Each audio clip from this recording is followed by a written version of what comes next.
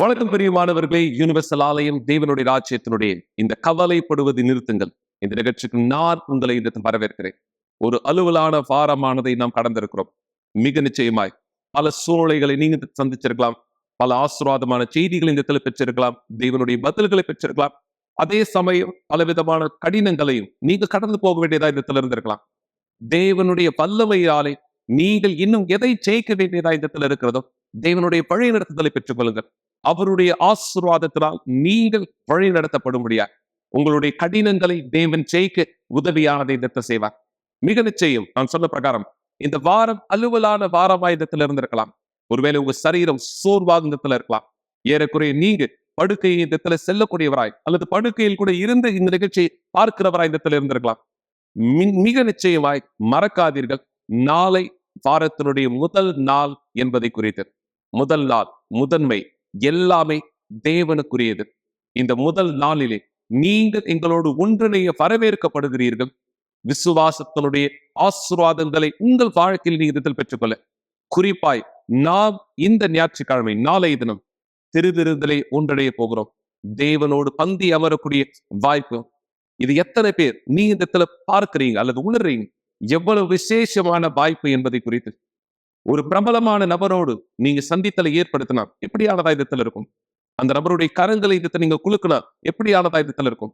இப்ப யோசிச்சு பாருங்க, ஒரு பிரபலமான நபரை நீங்க சந்திக்கவோ அல்லது அவர்களோடு பேசவோ அவ்வளவு சந்தோஷப்படுவீங்கன்னா, தேவனானவராக இயேசுவோடு நாம் பந்தியில் அமரக்கூடிய இந்த வாய்ப்பு எவ்வளவு விசேஷமானது.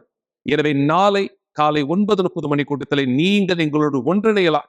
தேவனோடு நாம் ஒன்றிணைந்து பந்தியில் இணையும்படியாக, தேவனோடு திருவிருந்தலை நீங்கள் எங்களோடு இணையும்படியாக, இந்த விசுவாசத்திலே நீங்கள் ஒரு சாட்சியானதை கவனிக்க நான் விரும்புகிறேன்.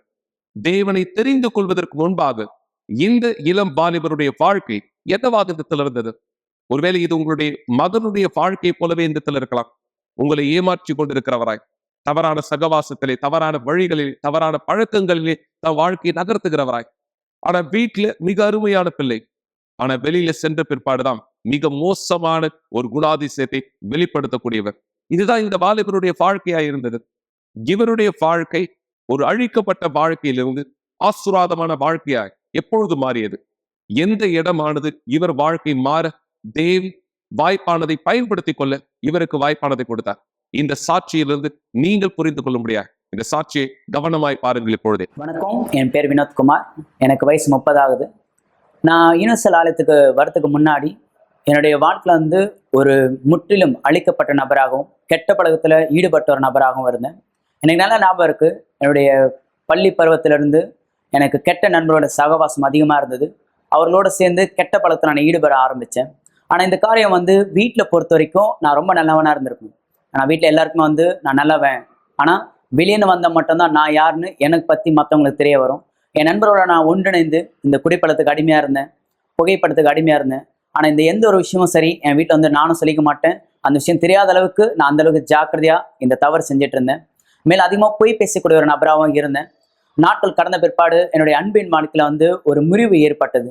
ஸோ அந்த தினமானது எனக்கு நல்ல ஞாபகம் இருக்குது. நான் நல்லா குடிச்சிட்டு பைக்கில் நான் ட்ராவல் பண்ணிட்டு இருக்கும்போது நான் யோசித்தேன், இதுக்கப்புறம் நான் ஏன் வாழணும், இதோட என்னுடைய வாழ்க்கை நான் முடிச்சிக்கலாம்னு சொல்லி ஒரு முடிவுக்கு வந்தேன். எனக்கு எதிர்ப்புறத்தில் சொல்லணும்னா ஒரு லாரி ஒன்று ரொம்ப ஸ்பீடாக வந்துச்சு. என்னுடைய சிந்தனையில் ஒரு எண்ணமானது வந்துச்சு, நம்ம ஏன் இன்னும் வாழணும், இல்லை நீ அந்த வண்டி கீழே விழுந்துரு, அந்த லாரி கீழே விழுந்துரு, இறந்துரு, இதுக்கப்புறம் நீ ஏன் உயிரோடு இருக்கன்ற மாதிரி அந்த சிந்தனை வந்துச்சு. நான் உண்மையாக சொல்லணும்னா அந்த நேரம் நான் தற்கொலைக்கு ஈடுபடுத்தேன். நான் அந்த இடத்துல கீழே விழுந்துட்டேன். ஆனால் சொல்லணும்னா ஏறத்தாழ நூலிலையில் அந்த விபத்துல நான் தப்பிச்சுக்கிட்டேன். அது எப்படி நடந்துச்சுன்னு எனக்கு தெரியல. ஆனால் அந்த விபத்துக்கு பிற்பாடு தான் எனக்குள்ள அந்த எண்ணமே வந்துச்சு, ஏன் நான் திடீர்னு இந்த மாதிரி பண்ணேன்னு சொல்கிற மாதிரி ஒரு எண்ணம் வந்துச்சு. பிற்பாடு மருத்துவமனைக்கு என்னை கொண்டு போனாங்க. ஆனால் இந்த எல்லா காரியமும் சரி, வீட்லேயும் சரி, என் நண்பர் மத்தியிலையும் நான் சொன்னது என்னன்னா, இது ஒரு விபத்து தான் நடந்துச்சு, ஆனால் இந்த மாதிரி நான் தற்கொலை செஞ்சுக்கிட்டேன்ற ஒரு விஷயத்த நான் யார் கூடவும் நான் பகிர்ந்து கொள்ளலை. பிற்பாடு நாட்கள் கடந்து போக போக போக இரவில் என்னால் சரியாக தூங்காத ஒரு நபராக இருந்தேன். கெட்ட கனவுகள் வரா மாதிரியும், மேலும் என்னால் தூங்க முடியாத ஒரு நபராக இருக்கும்போது நான் என்னுடைய தாயத்தில் போய் சொல்லிட்டு இருப்பேன், என்னால் தூங்க முடியலமான்னு. ஆனால் ஜெபிச்சுட்டு தூங்குன்னு சொல்லுவாங்க தவிர, ஆனால் அவங்களுக்கு பொறுத்த வரைக்கும் நான் ஜெபிச்சுட்டு தூங்கினேன்னுவாங்க. ஆனால் நான் தூங்குறமா நடிச்சுட்டு தான் இருந்தேன் தவிர, நான் உண்மையாக சொல்லணும்னா தூங்கவே இல்லை. நாட்கள் போன பிற்பாடு எனக்கு வாலிபர் குழுவிலேருந்து எனக்கு ஒரு அழைப்பானது கிடைச்சது. அவங்க வந்திருந்தாங்க. இந்த மாதிரி வாங்க, உங்களுக்கான ஒரு மாபெரும் வாய்ப்பு, உங்கள் இதாவது வாழ்க்கை வாழ்வதற்கு. வாலிப குழுவுல இருந்து எனக்கான ஒரு அழைப்பானது கிடைச்சிச்சு. நான் அந்த அழைப்பை நான் ஏற்றுக்கொண்டேன். அந்த நேரம் அவர் சொன்ன அந்த வார்த்தை, அந்த ஊழியக்காரர் சொன்ன வார்த்தை எனக்குள்ள அந்த சிந்தனைக்குள்ளாக அந்த வார்த்தையானது எண்ணப்பட்டது.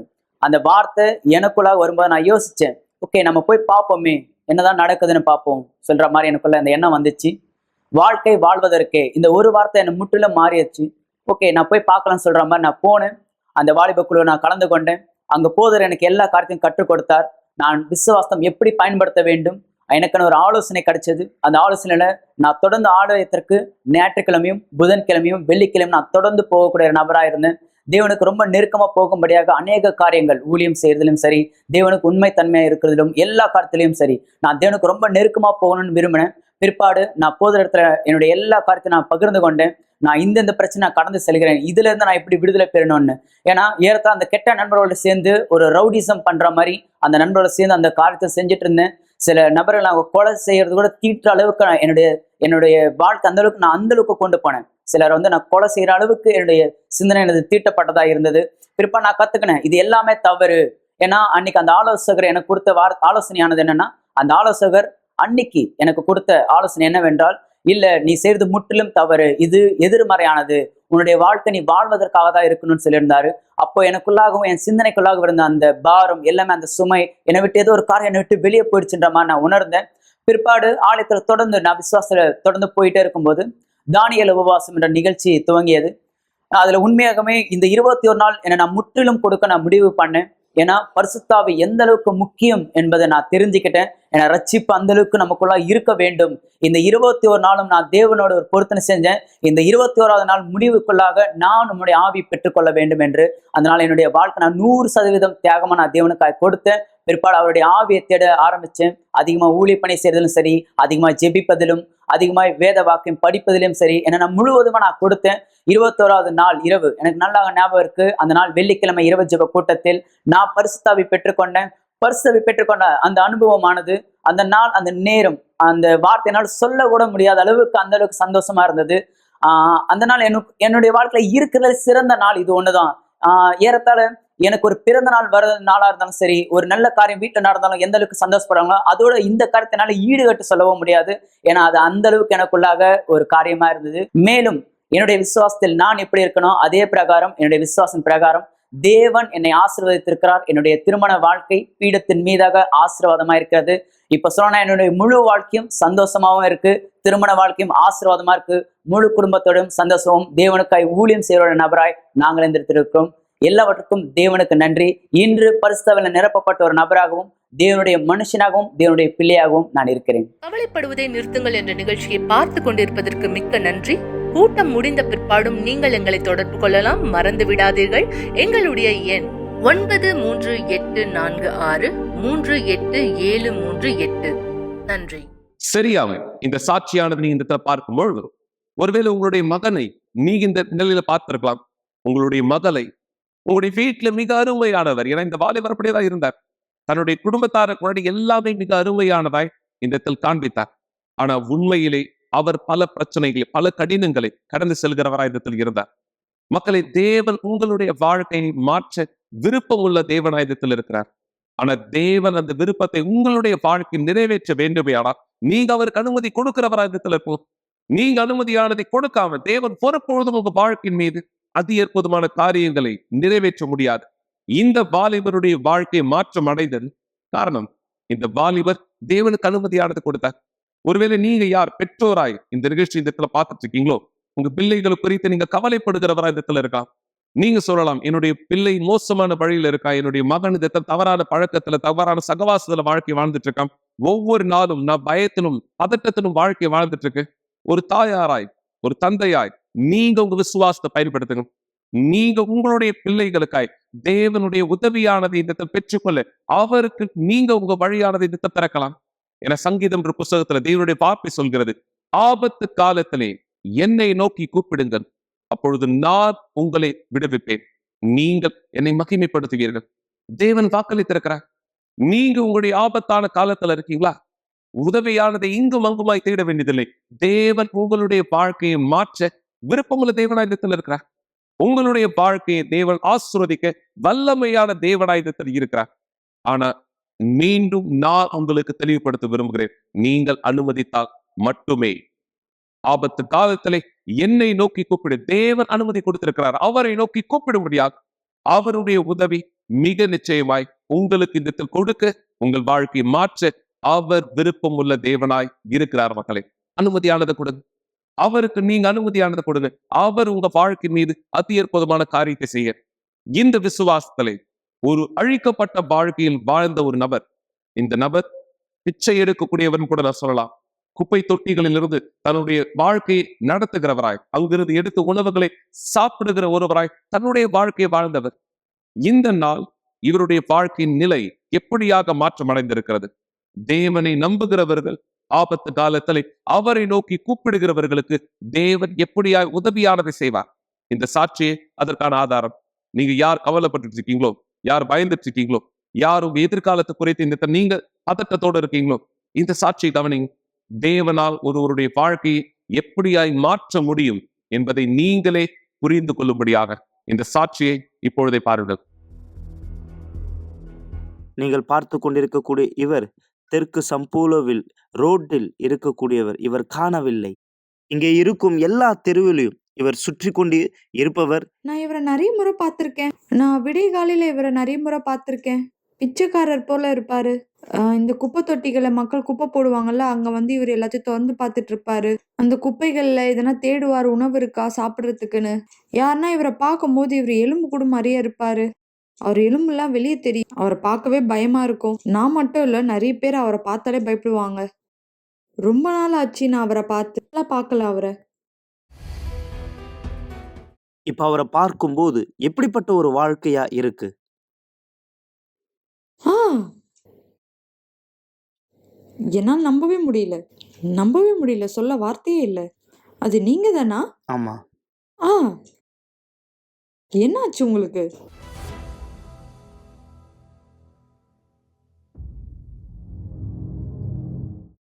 நான் இந்த நிலைமைக்கு வர்றதுக்கு எனக்கு நிறைய விஷயங்கள் நடந்துச்சு.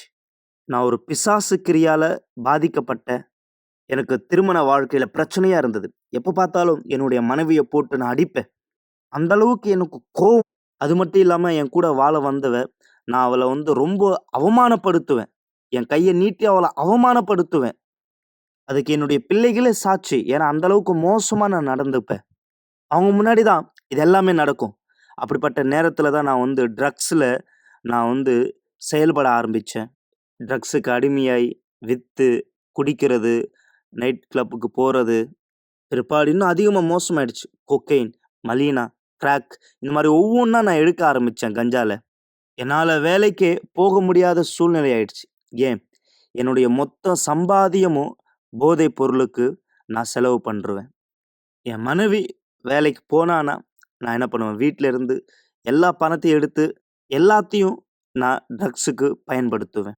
பசங்களுடைய ஆகாரத்துக்கு எடுத்து வைக்கிற அந்த காசை கூட நான் எடுத்து நான் போய் ட்ரக்ஸு வாங்கிடுவேன். என்னுடைய அப்பா என் குடும்பத்துக்கு எல்லா நேரமும் பிரச்சனைகளை கொடுத்தார். அவர் எங்க வீட்டுல ஒரு ஜோம்பி போல இருந்தார். எங்க வீட்டுல இருந்து எல்லாத்தையும் திருடுவாரு. சின்ன பொருளை கூட திருடுவாரு. பால் இருக்க, நெயில் பாலிஷ் எல்லாத்தையுமே திருடுவாரு. அவர் போதைப் பொருள் வாங்க எதுவா இருந்தாலும் வித்துருவாரு. என்னால் இதிலிருந்து வெளியே வர முடியாத சூழ்நிலை. என் வாழ்க்கையில் எந்த கட்டுப்பாடும் இல்லை. அந்த அளவுக்கு கஞ்சால நான் அடிமையாயிட்டேன். எல்லாருக்கிட்டையும் சண்டை போடுறது. என் ஃப்ரெண்ட்ஸ் எல்லாருமே என்னை விட்டு தூரமாக பிரிஞ்சு போயிட்டாங்க. என்னை பார்த்தாலே பயம் வந்துடுச்சு. நல்லா செய்கிற வேலையை நான் விட்டுட்டேன். அந்த நேரம் என் மனைவி யோசித்தது, இனிமேல் இவர் வந்து எங்கள் குடும்பத்தை பார்த்துக்க மாட்டார், பசங்களை பார்த்துக்க மாட்டார். அதனால் என்னுடைய மனைவி என்னை விட்டுட்டு பசங்களை கூட்டிகிட்டு போயிட்டா. இப்போ நான் தனிமையில் இருக்கிறது போல். அதனால் இன்னும் அதிகமாக நான் ட்ரக்ஸ் பயன்படுத்த ஆரம்பித்தேன். அந்த நேரம் என் வீட்டில் இருக்கிற எல்லா பொருளையும் விற்க ஆரம்பித்தேன். கேஸையும், வீட்டில் இருக்கக்கூடிய குக்கரு, ஒவ்வொரு பொருளையும், வீட்டில் இருக்கக்கூடிய கதவுக்கு கூட நான் என்ன பண்ணேன்னா எடுத்து விற்க ஆரம்பித்தேன். குளிக்கிறது கூட எதுவும் இருக்காது. வீட்டில் கரண்ட்டு கூட எதுவும் இருக்காது. இருட்டாக இருக்கும். எதனாலனா, முன்னாடி வயரிங் எல்லாம் கொடுத்துருப்பாங்க. அந்த வயரிங் கேபிள் எல்லாத்தையும் எடுத்து பிடுங்கி அதையும் நான் வித்துட்டேன். இதனால் நான் ரோட்டில் உலாவி கொண்டிருந்தேன். எங்கே போகிறான் என்று அறிய முடியவில்லை.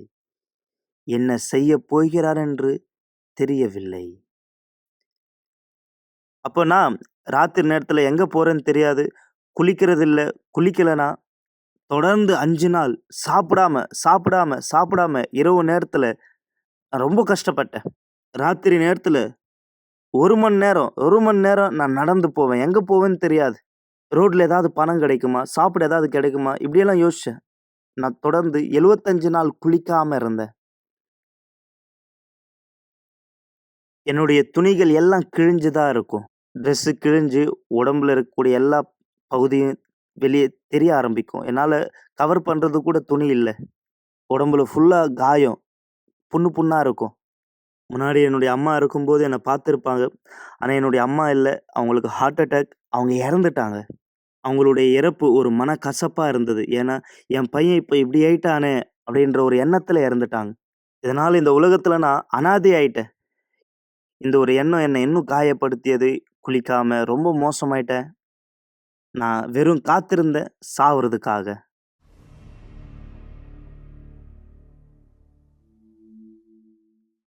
எப்படியாகிலும் ஒருவர் இருளில் இருக்கும்போது வெளிச்சத்தை கண்டடைவார்கள். அந்த ஒரு நாள் யுனிவர்சல் ஆலயத்திலிருந்து ஒரு நபர் ரொம்ப நாளா எனக்கு தெரியும் அவங்களுக்கு. என் சூழ்நிலை எப்படிப்பட்டதுன்றது அவங்களுக்கு தெரியும். அவர் அந்த பக்கமா போகும்போது இயேசு குறித்து என்கிட்ட சொல்வார். அவர் ஒவ்வொரு தடவ வரும்போது ஒரு வார்த்தை என்கிட்ட சொல்லிட்டு போவார். இன்னும் சொல்லப்போனா என் வீட்டுக்கு வருவாரு. என் வீட்ல கூட நான் இன்னும் கஞ்சா பழக்கத்துக்கு அடிமையா இருந்தேன். அப்ப இவரு எனக்கு ஜெபம் பண்ணாரு. இப்ப எப்படி இருக்குன்னு கேட்டாரு. நல்லா இருக்கன்னாரு. ஆமா நல்லா இருக்கன்னேன். வில்லிங்டன் சகோதரரே, தேவனுடைய வார்த்தையில் சொல்லப்பட்டிருக்கு, எங்கு இருவர் கூடியிருப்போமோ அங்க தேவனுடைய பிரசனம் இருக்கும் என்று. தேவன் அங்கு இருப்பார் என்று சொல்லப்பட்டிருக்கு. நீ நம்புறியா? ஆமா நான் நம்புறேன். இயேசுவின் நாமத்தினால் ஆமென். நீ இந்த ஞாயிற்றுக்கிழமை வரணும். உன் குடும்பம் மாறணும். குடும்பத்துக்காக ஜெபம் பண்ண வா. உன்னுடைய விடுதலைக்காக ஜெபம் பண்ணுவாங்க. சரியா? வருவியா நீ? வருவியா? ஆ.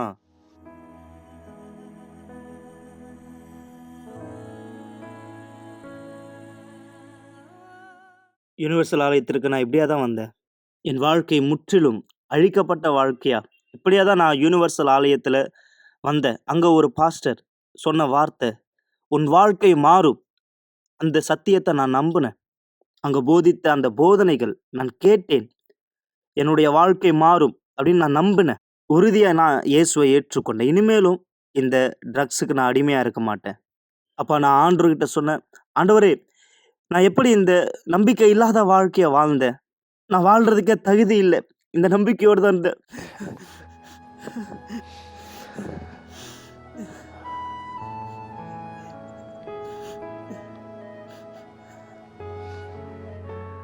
நான் பார்த்தேன் உண்மையா இயேசு என்னை கண்ணோக்கி பார்க்கிறாருன்ட்டு.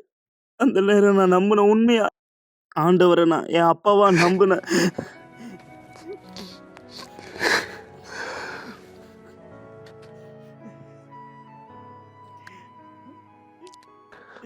இந்த மாதிரி அனுபவம் முன்னாடி எனக்கு கிடைச்சதே இல்லை. அப்போ ஒரு சத்தம், இதுல இருந்து உன்னால வெளியே வர முடியும் என்ற சத்தம். நான் இவ்வளோ கெட்டது நான் பண்ணேன், இவ்வளோ மோசமா நான் இருந்தேன், நான் மாறி ஆகணும் அப்படின்ட்டு என் வாழ்க்கை நான் ஆண்டவர்கிட்ட அர்ப்பணிச்சேன். அப்பதான் நான் நினைச்சேன், இனிமே இந்த வாழ்க்கை எனக்கு வேணாம், அருமையா வாழணும். உடனே நான் தண்ணீர்ல ஞானஸ்தானம் எடுத்தேன். வீதியில் உலாவிக் கொண்டிருந்தவன் மரித்தான். வில்லிங்டன் புது வாழ்க்கையை பெற்றுக்கொண்டான். அன்றையிலிருந்து புது பாதையில் நடந்தார். ரொம்ப நாள் கழிச்சு நான் தடவையா குளிக்க ஆரம்பிச்சேன். இனிமே நான் கஞ்சா பழக்கத்துல இல்லை. இனிமேல் நான் கெட்ட பழக்கத்துல இல்லை. காலையில சீக்கிரமா நான் எழுந்துப்பேன். எக்ஸசைஸ் நான் பண்ணுவேன். எப்போ நான் விடுதலை பெற்றுக்கொள்றதுக்காக புதன்கிழமை, வெள்ளிக்கிழமை, ஞாயிற்றுக்கிழமை நான் ஆலயத்துக்கு போகும்போது இஸ்ரவேல் சிறப்பு நிகழ்ச்சியை குறித்து நான் கேள்விப்பட்டேன். அதுவரையும் நான் முன்பு எங்கேயும் கேள்விப்படவில்லை. அப்ப அந்த பாஸ்டர் கூட்டத்துல சொன்னாரு, இஸ்ரவேல் சிறப்பு நிகழ்ச்சினா என்ன? எப்படிப்பட்ட வாழ்க்கை நம்ம வாழணும்? தேவனுடைய பீடத்திலிருந்து ஒரு புது வாழ்க்கை நம்மளால பெற முடியும், அந்த நம்பிக்கை. அப்ப நான் நம்பினேன், தேவனிடத்திலிருந்து புது வாழ்க்கை அவருடைய பீடத்திலிருந்து பெற்றுக்கொள்ளணுன்ட்டு. நிஜமாவே இயேசுவை நான் அறிய விரும்பினேன் முழு மனதோட. பரிசுத்த ஆவி எனக்குள்ள பெறணும் நான் வாஞ்சியா இருந்தேன். பரிசுத்த ஆவியினிடத்தில் இப்படிதான் நான் ஜெபித்தேன். இதிலிருந்து கெட்ட பழக்கத்திலிருந்து என்னை வெளியே கொண்டு வந்தீங்க, இப்ப எனக்குள்ள நீங்க வாங்க. பரிசுத்த ஆவி பெற நான் தியாகம் செஞ்சேன். முன்னாடி என் வீட்டு கதவை வித்து பிசாசுக்கு நான் கொடுத்திருக்கும் போது இப்போ நான் தேவனுக்காக என் தியாகத்தை ஆயத்தப்படுத்தி பீடத்து மேலே ஏறினேன். வில்லிங்டனுடைய பாதம் இத்தனை நாளாய் அவர் சுற்றி திரிந்து கொண்டிருந்த பாதமாய் இருந்தது. ஆனால் இப்போ அபிரகாமின் விசுவாசத்தின் பாதையில் நடக்கிறார், மோரியா மலையின் மீது அர்ப்பணித்தது போல. அப்போ நான் ஆண்டவர்கிட்ட கேட்டேன், இப்படிதான் நான் செஞ்ச இந்த தியாகம் எங்கேருந்து என்னை கூட்டிட்டு வந்ததுன்றது எனக்கு நல்லாவே தெரியும். ஆனால் நான் விரும்பினது, ஆண்டவரே உனக்காக ஊழியம் பண்ணும், எனக்குள்ள பரிசுத்தாவியானவர் வேணும். அப்போ பரிசுத்தாவி விட வேற எதுவுமே எனக்கு முக்கியமா தெரியல. அவர் தான் முக்கியமா நான் பார்த்தேன். எனக்கு அவர் தான் வேணும்னு நான் தீர்மானித்தேன். அப்போ எனக்கு நல்லா தெரியும், அந்த நாள் எனக்குள்ள புதுசா இருந்தேன். நான் ஆண்டவர்கிட்ட கேட்கும்போது வித்தியாசமா இருந்தது. கர்த்தர் பரிசுத்தாவி எனக்கு கொடுத்தார். அப்போ அவர் சொன்ன வார்த்தை, மகனே நான் உன் கூட இருக்கேன். அந்த நாள் எனக்கு ரொம்ப சந்தோஷமா இருந்தது. ரொம்ப ஆனந்தமான நாளா இருந்தது. என் வாழ்க்கையில நான் ஒரு மாபெரும் சாதனை செஞ்சது போல இருந்தது. வேற எது கிடைச்சாலும், எது கிடைச்சிருந்தாலும் எனக்கு மதிப்பா இருந்திருக்காது. பரிசுத்தாவி எனக்குள்ள வந்தாரு. இதோ இன்று வில்லிங்டன் மாறினான் தேவனுடைய மனுஷனாய், பரிபூர்ணமாய் மாறிய வாழ்க்கை. இன்னைக்கு நான் மாறி இருக்கேன். என் வாழ்க்கை சந்தோஷமா இருக்கு. நான் ஒரு நபரை தேர்ந்தெடுத்தேன் திருமணம் செய்யறதுக்காக. இன்றைக்கு எனக்கு மறுமணம் நடந்திருக்கு. என்னுடைய திருமண வாழ்க்கையில தேவன் சந்தோஷத்தை கொடுத்தார். என்னுடைய பிள்ளைகளோட நான் பேச ஆரம்பிச்சேன். எல்லாம் நல்லபடியா இருக்கு. நாங்க இப்ப எங்க அப்பா வீட்டுக்கு போறோம். ஒண்ணா சாப்பிட உட்காருறோம். நானு, என்னுடைய பையன், என்னுடைய சகோதரர், அவருடைய மகள் எல்லாரையும் கூட்டிட்டு வராங்க. நாங்க மதிய உணவு சாப்பிட அவரோட போனோம். அவரை பார்க்கும் பொழுது அவருடைய முழு மாற்றத்தை நாங்க பார்க்கிறோம். நிச்சயமா அது ஒரு அதிசயமே. எப்போ நான் அந்த வீடியோ ரெக்கார்ட் பண்ணனோ, இது அவருடைய சித்தமா இருந்தது. தேவன் தன் வேலையை செய்ய ஆரம்பித்தார் என்று வீதியில் உலாவிக் கொண்டிருக்கக்கூடிய அந்த மனுஷன், ஆனா இன்னைக்கு மாறி இருக்கிறார். என் குடும்பம் மாறி இருக்கு. இன்னைக்கு ரொம்ப அவர் மாறி இருக்காரு. முன்னாடி ஒரு குடிகாரா இங்க வா அப்படின்னு சொல்லி கூப்பிடுவாங்க. ஆனா இன்னைக்கு சார் அப்படின்னு சொல்லி கூப்பிடுறாங்க. இன்னைக்கு நான் எனக்காக வேலை செய்கிறேன். எனக்கு 7 கிளைண்ட் இருக்காங்க. இப்போ கார் இருக்கு, பைக் இருக்கு. இன்னைக்கு எது வேண்டுமோ நான் அதை வாங்கி சாப்பிட்ற நிலைமையில இருக்கேன். இதெல்லாமே செஞ்ச தேவனுடைய ஆவி, பரிசுத்தாவி எனக்கு சமாதானம் கொடுத்திருக்கிறார்.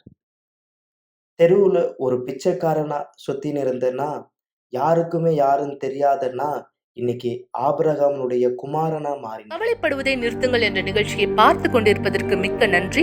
கூட்டம் முடிந்த பிற்பாடும் நீங்கள் எங்களை தொடர்பு கொள்ளலாம். மறந்து விடாதீர்கள், எங்களுடைய எண் 9346387338. நன்றி. மிக அற்புதமான சாட்சி. சரியா இல்லைங்க? யோசிச்சு பாருங்க, இந்த நபர் தன்னுடைய கடந்த கால வாழ்க்கையை எப்படியா இடத்தில் வாழ்ந்து கொண்டிருந்தார்? இவருடைய நிலை என்னவாக இந்த இடத்துல இருந்தது? இந்த சாட்சியினுடைய தொடக்கத்துல நாங்க சில மக்களிடத்துல அப்படியான கேள்வி கேட்டதனுடைய காரணமானது உண்டு. நீங்க இந்த சாட்சியை பார்த்த பிரகாரம் அந்த நபர்கள் எல்லோருமே அவரை எந்த இடத்துல பார்த்தாங்க? குப்பை தொட்டியிலே உணவுகளை தேடுகிறவராய், சில பொருட்களை தேடுகிறவராய், மிக மோசமான தோற்றத்தை இந்த உடையவராய், ஒரு அழிக்கப்பட்ட வாழ்க்கையை வாழ்ந்தவராய். யாரும் அவருக்கு இந்த உதவி செய்யலை. அப்படியான சூழ்நிலையில் அவர் ஒவ்வொரு நாளும் தன்னுடைய வாழ்க்கை இந்த வாழ்ந்து கொண்டிருந்த பொழுது யாரும் தன்னுடைய கரமானது இந்த நீட்டில அவருடைய வாழ்க்கையை இந்த மாற்ற உதவி செய்யும்படியாக. ஆனா ஒரு கரம் நீட்டப்பட்டது. ஆம், ஒரு கரம் நீட்டப்பட்டது. தேவன் அவர் தாமே தம்முடைய கரமானது இந்த நீட்டினார். இந்த வசனம் சொல்கிற பிரகாரமாய் நீ இந்த கேட்ட அந்த வார்த்தை போல, ஆபத்து காலத்திலே என்னை நோக்கி கூப்பிடுங்கள், நான் உன்னை விடுவிப்பேன், நீங்கள் என்னை மகிமைப்படுத்துவீர்கள். தேவன் இதை செய்தார். இந்த நபருடைய வாழ்க்கையிலே தேவன் இந்த வார்த்தையானதை நிறைவேற்றினார். அவர் தன்னுடைய ஆபத்தான காலத்திலே, ஆபத்துன்னு சொல்லும் பொழுது வெறும் சரீரபூர்வமான பிரச்சனை மட்டுமல்ல, ஆவிக்குரிய பிரச்சனையை நான் குறிப்பிடுகிறேன். தேவனை நோக்கி உதவிக்காய் நேரத்தில் அழைத்தார். தேவன் உதவியானதை செய்தார். இந்த நபருடைய வாழ்க்கை இன்று உங்களுக்கு முன்பாக சாட்சியின் வாழ்க்கையாய் உங்களுடைய வாழ்க்கையும் தேவனால் ஆசீர்வதிக்கப்பட முடியும் என்பதை காண்பிக்கக்கூடிய வாழ்க்கையாளராக இந்த இருக்கு. நீங்க பார்த்த இந்த 2 சாட்சிகளையுமே யோசித்து பாருங்க. அழிக்கப்பட்ட வாழ்க்கையோடு இருந்த ஒரு வாலிபர், வீட்டிலே ஒருவராக வீட்டை விட்டு வெளியே வாழக்கூடிய வேறு ஒருவரான வாழ்க்கை. ஆனா தேவன் உதவி செய்தார். இன்று தேவனுடைய நாமத்தை மகிமைப்படுத்துகிற சாட்சியாக, ஒரு ஊழியக்காரராய், இன்னொரு சாட்சியிலே ஒரு பிச்சைக்காரராய், தன்னுடைய வாழ்க்கையை இந்த இடத்துல குப்பை தொட்டிகளிலே வாழக்கூடியவராய் இருந்தவர் தேவன் இன்று அவர் வாழ்க்கையை முற்றிலுமாய் மாற்றிருக்கிறார். எல்லாமே மாற்றம் அடைந்ததா இருக்கிறது. தேவன் முழுமையை அவருக்கு ஆயுதத்தில் கொடுத்திருக்கிறார். அவர் பிரசன்னத்தையும் சேர்த்து. இது உங்க வாழ்க்கையில் நடக்க முடியாதா? உங்க வாழ்க்கை தேவனால இதை மாற்ற முடியாதா? தேவன் செய்ய தயாராக இருக்கிறார். ஆனா தேவன் அப்படியான உதவி செய்ய நீங்கள் அவருக்கு அனுமதியானதை இந்த இடத்தில் கொடுக்க வேண்டும். எனவேதான் இந்த நேரம் நான் இந்த விசுவாசத்திலே இந்த அழைப்பானதை உங்களுக்கு இந்த இடத்தில் கொடுக்க விரும்புகிறேன். என்னோடு சேர்ந்து இந்த ஜெபத்திலே இணையும்படியாக தேவனுடைய வல்லமை உங்களுடைய வாழ்க்கையில் வெளிப்படுத்தப்பட முடியும். தேவன் இந்த பலனை உங்களுக்கு கொடுக்கும்படியாக விசுவாசத்திலே இந்த நேரம் என்னோடு இணையலாம். இந்த ஆசீர்வாதத்தை நீங்கள் பெறும்படியாக ஒரு கிளாஸ் தண்ணீரை ஆயத்தப்படுத்திக் கொள்ளுங்கள் அல்லது தொலைக்காட்சிக்கு அருகாமையிலே வாருங்கள். இந்த நேரம் உங்களுக்கான ஒரு சிறப்பு ஜெபத்தை நாம் செய்ய போகிறோம். எங்கள் தேவனே, எங்கள் ஆண்டவராகிய இயேசுவே, வெறும் சாட்சிகளை மக்கள் கேட்பதற்காய் மட்டும் ஒவ்வொரு நாளும் நாங்கள் சாட்சிகளை பகிர்ந்து கொள்ளவில்லை. இந்த சாட்சிகள் ஒரு நாள் தேவனை அழிக்கப்பட்ட வாழ்க்கையோடு வாழ்ந்தவர்கள் நீர் கொடுத்த உதவினாலே, நீர் கொடுத்த வழி நடத்தினாலே தன்னுடைய நிலையை மாற்றிக் கொண்டவர்கள். இதுதான் இந்த தேவனை ஆதாரமாய் இருக்கிறது. யார் இந்த நிகழ்ச்சியை பார்த்து கொண்டிருக்கிறார்களோ இவர்களுடைய வாழ்க்கையும் மாற்றமடைய முடியும் என்பதை இவர்கள் புரிந்து கொள்ள, ஒருவேளை இவர்கள் இந்த தனிமையிலே தவிப்பிலே தன்னுடைய வாழ்க்கையானது இதற்கு அடுத்து என்ன என்று யோசிக்க கூட முடியாத ஒரு குழப்பத்திலே தன் வாழ்க்கையை வாழ்ந்து கொண்டிருக்கலாம். சிலர் தன்னுடைய திருமணத்திலே சந்திக்கிற பிரச்சனை நிமித்தம் தவறான யோசனைகளை, தவறான முடிவுகளை எடுக்கிற ஒருவராய் இருக்கலாம். எங்கள் தேவனை ஆண்டவராகிய இயேசுவே, சிலர் தன்னுடைய பதட்டத்தினாலே தவறான செயல்களை செய்து அதனுடைய விலையை இன்று செலுத்துகிறவராய் இருக்கிறார். தன்னுடைய பிள்ளைகளை குறித்து, தன்னுடைய உறவுகளை குறித்து, தன்னுடைய குடும்பத்தை குறித்து பயத்திலும் கவலையிலும் வாழ்க்கையை வாழ்கிறவராய் பலர் இந்த நிலையில் இடத்தில் இருக்கிறார்.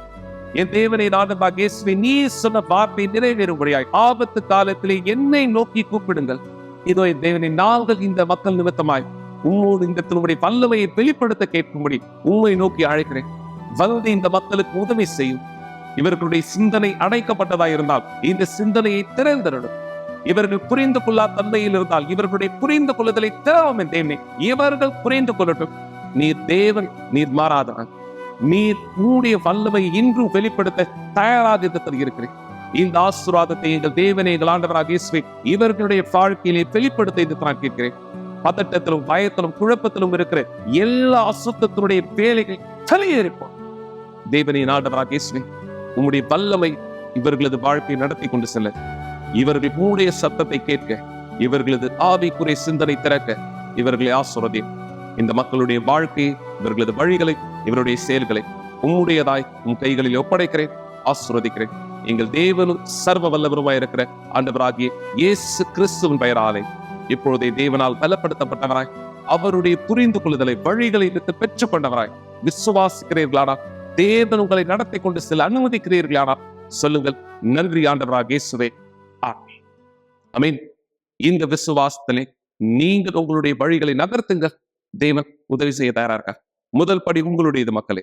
மீதம் உள்ளதை தேவன் அவர் செய்ய தயாராக இருக்கிறார். எனவே இந்த வாய்ப்பிலே நீங்க பார்க்க போகிற இந்த சிறப்பான அழைப்பை நீங்கள் புரிந்து கொள்ளும்படியாக நாளை நீங்கள் எங்களுடைய இணையம் வழியாக வரவேற்கப்படுகிறீர்கள். இன்னும் விசேஷ காரியங்களை தெரிந்து கொள்ள, என இந்த மாதம் 25ஆம் தேதி ஞாயிற்றுக்கிழமை காலை 9:30 மணிக்கு நம்முடைய ஆலயத்திலே நாள் செய்ய போகிற இந்த சிறப்பான கூட்டத்தில் ஆசீர்வதிக்கப்பட்ட எண்ணெயை பெற்றுக்கொள்ள எங்களோடு ஒன்றிணையுங்கள். தொலைபேசி எண்களுக்கு மேலும் நீங்கள் விவரங்களை பெற்றுக்கொள்ள எங்களை தொடர்பு கொள்ளலாம். தேவன் உங்களை ஆசீர்வதிப்பாராக. எண்ணெயானது ஒரு விசுவாசத்தின் சாதாரணமான ஒரு உறுப்பு. அது வேதாமத்தில் காண்பிக்கப்பட்டிருக்கிறது. இது பயன்படுத்தின பிற்பாடு அநேக இடங்களில் தேவன் ஈர்க்கப்பட்டதை பார்த்திருக்கிறோம். இந்த எண்ணெய் தேவனுடைய பிரசனத்தை வெளிப்படுத்துகிறது. இந்த எண்ணெயை பயன்படுத்தின பிற்பாடு ஒரு விசுவாசத்தினுடைய பொருளாய் அதிலிருந்து வெளிப்படுகிற விசுவாசம் சுத்தமான விசுவாசம் என்பதை நீங்கள் அறிவீர்கள். எது உங்கள் தேவையாய் இருந்தாலும் சரி, நீங்கள் தேவனோடு இணைந்து விசுவாசத்தின் போராட்டத்தை போராடுவது முக்கியம். உங்கள் மிகப்பெரிய பிரச்சனையை நீங்கள் ஜெயித்து வருவது புத்தி உள்ள விசுவாசமும் சுத்தமான விசுவாசமும் இருப்பது அவசியம். எங்களோடு இணைந்து கொள்ளுங்கள். இந்த விசேஷமான பரிசுத்த எண்ணெயினுடைய தருதலின் நாள் நீங்கள் இந்த எண்ணெயை பெற்றுக்கொள்வீர்கள். இந்த எண்ணெயை உங்கள் விசுவாசத்தின் நீங்கள் பயன்படுத்தும் மூலமாய் பதிலை பார்ப்பீர்கள். தவற விடாதீர்கள். ஆகஸ்ட் 25 காலை 9:30 மணிக்கு ஆசிர்வதிக்கப்பட்ட எண்ணெய் சீனாய் மலையில்